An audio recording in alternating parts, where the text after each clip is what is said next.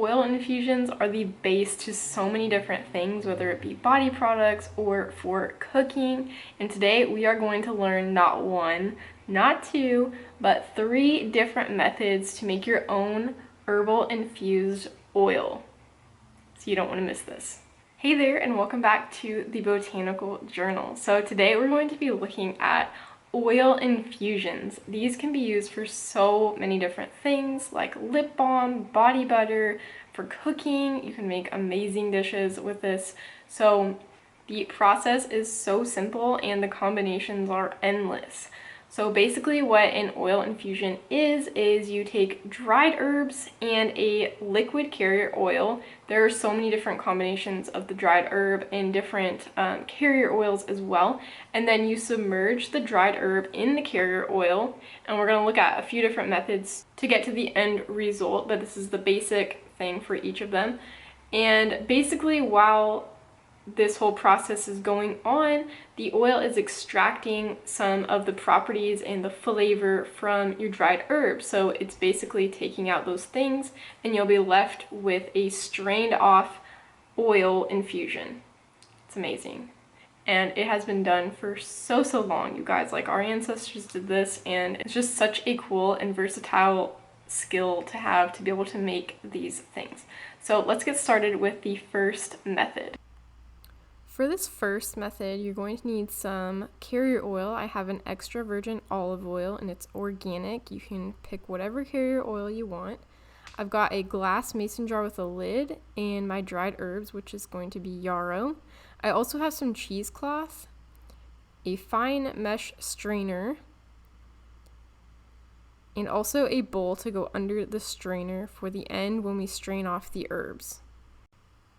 The first way we're going to do this is called the folk method or Simpler's method, and this is the easiest and least complicated way to do this, but it also takes the longest amount of time. So it kind of depends on how patient you're feeling.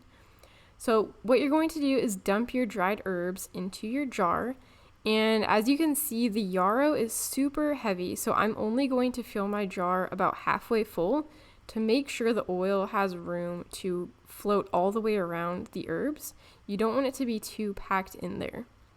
And this actually was almost a little bit too packed in the end, but it worked out okay. So just make sure if your herbs are really heavy, you don't fill your jar all the way with herbs. And once you have them in your jar, you can take your carrier oil and just dump it over the top.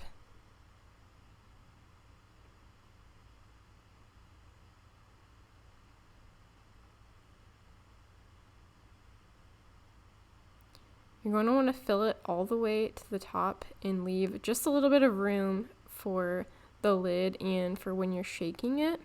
But for the most part, it's going to be all the way full. You can see how thick those are. So heavy.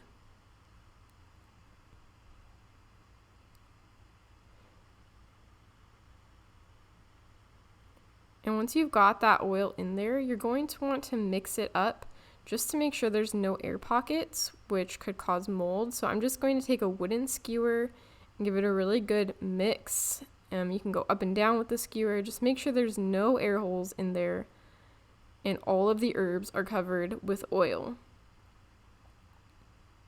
So the last thing we want is for your oil to get contaminated or grow anything funky, so you want to make sure all the herbs are covered in oil, and that will help to preserve them.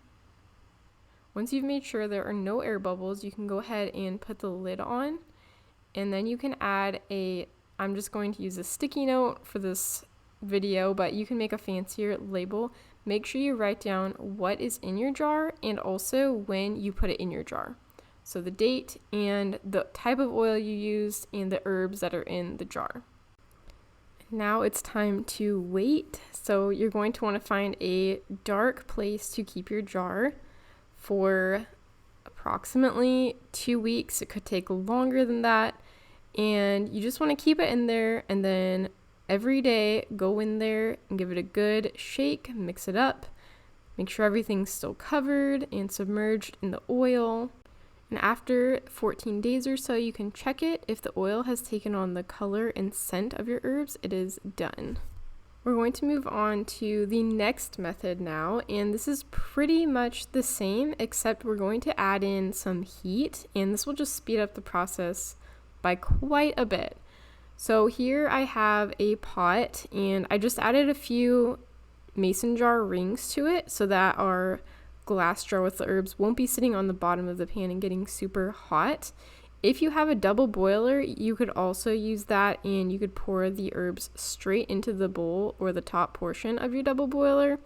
But I like using the jar because it keeps all the oil and the herbs sealed, and that way we're for sure not getting any moisture in there, which can cause mold, which we don't want. So I prefer to just use the jar, but if you would rather do a double boiler, you can do that as well. So you just want to add your jar to the pot with your water, and you really want to keep an eye on this. You don't want it to get above 150 degrees. So really ideally it'll be around 140 degrees, and it can take several hours. Usually the low setting on my burner was keeping it around 120-ish. So somewhere around the lowest setting is what you're going to want to keep it at. And every once in a while, you can just go ahead and give it a good mix, make sure everything is combined and all of it's getting heated through. And once it's been a good 4 hours or so, you can go ahead and take it off the heat. After 4 hours or so, you should be able to notice that the oil has taken on the scent and possibly the color of your herbs, and that's how you'll know when it's ready to strain. So to strain it, I'm just going to take my fine mesh strainer and place it over a bowl. And then I'm going to take that cheesecloth and just fold it up into a few layers. Depending on how fine your herbs are, you may have to do this with a finer material or just do it a couple times. And then I'm going to take the lid off of my jar.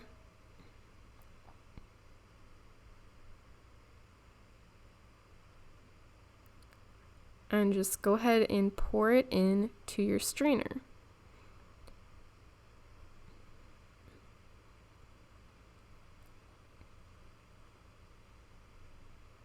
And this part can get kind of messy, so you want to make sure your hands are clean and that they're also really dry. You don't want any moisture getting into this oil. It can make it go rancid, and you just don't want any moisture in here. So once you get all of that into your cheesecloth, you can go ahead and start squeezing, because you will have to squeeze it by hand to make sure you get all that oil out.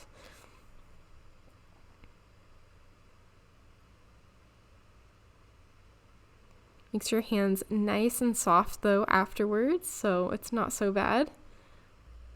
After you've gotten all of the oil out that you could possibly squeeze out, you'll want to take a new clean jar that is sterilized and has nothing in it, no moisture, it's dry, and it's ready to go. And we're just going to dump that oil right on in. And then you'll want to make sure you put the lid on, and the same thing goes for this. Make sure you label it well so that you know what's in there. And it is all ready to use in your other DIY projects. Okay, so if you absolutely love oil infusing and you just really do it a ton, I'm going to show you this really fun tool that I actually got for Christmas last year. It's called the Levo, and it infuses your oil really conveniently. It's fully automatic, and you can actually connect it to your phone. It has Wi-Fi, so you just turn it on and you open the top, and inside there's this little pod, which is basically like a little tea infuser, and it has a lid and it has really tiny holes so you can use really fine herbs in there. It's also got this little silicone bottom piece that just slides in there, and then you fill it with your herbs.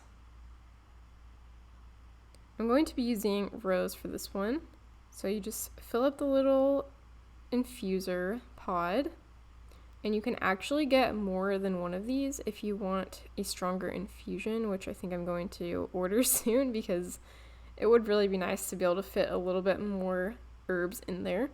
And then you just put the lid on, and it's got this little magnet strip on the back, so it just sticks right in on the side and it stays out of the way. There's like a little mixer round piece on the bottom that's also a magnet, and then it has a heating stick. So you just pour your oil in. I'm going to use about 1/4 sunflower oil, and then about 3/4 is going to be coconut oil. And it has like a minimum and maximum line on the inside, so you know how much oil you need to add. And you can also measure out the oil. I just don't usually, so then I'll just add in that coconut oil on top. And since it does use heat, you can use more butters or solid types of oils and things like that. So the coconut oil will just melt right down in here.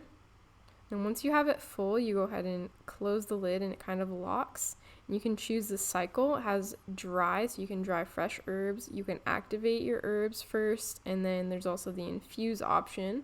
And you can set the exact time you want and the temperature. So unlike the stove, you don't have to sit there watching the temperature. You can change it from your phone because it has the Wi-Fi, and you can get this app that goes with it.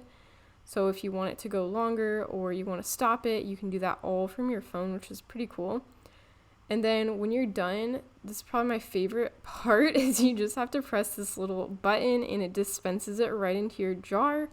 You don't have to squeeze it with your hands, and actually it comes with a tool, or at least mine came with a tool that's kind of like a tamp, so you can actually shove the tamp into your little pod and squeeze the rest out, but you don't have to get your hands all oily. And it's also really easy to clean. That whole inside reservoir comes out, and there's like a little straw, silicone straw that comes through it to dispense the oil out, and all that whole thing comes out, so you can wash it super easily. And then you can just put your lid on and add your little label, and it's so streamlined and super easy and convenient. And I'm not sponsored by them at all either. I just really love this product and wanted to share it with you all. Alright, I hope you all loved this video. This is such a fun and exciting one. If you did, please give it a thumbs up. And if you had any questions, as always, do not hesitate. Leave those in the comment section below. And I look forward to seeing you all next time. Thank you so much for watching, and I hope you're having a great week. Bye, guys.